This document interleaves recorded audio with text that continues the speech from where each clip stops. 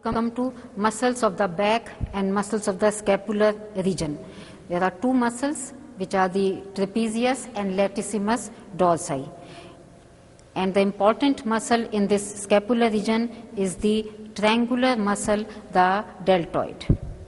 Deltoid has a upper base part and a lower apical part which is inserted into the deltoid tuberosity of the humerus.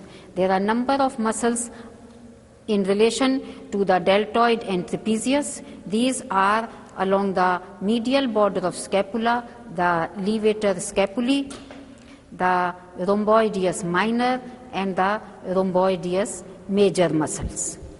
On the dorsal surface of scapula, above the spine of the scapula is the supraspinatus. Below the spine of the scapula is the infraspinatus muscle. Arising from the inferior end of the scapula is a thick muscle, the teres major. Along the lateral border is the teres minor, and from the infraglenoid tubercle of scapula is the long head of triceps brachii muscle. On the costal surface of scapula is this multipennate strong muscle which is known as the subscapularis. The subscapularis is covered by a muscle which is known as the serratus anterior.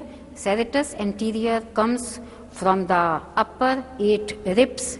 It covers the subscapularis and is inserted into the medial border of the scapula. The lower digitations are inserted into the inferior angle on the costal aspect.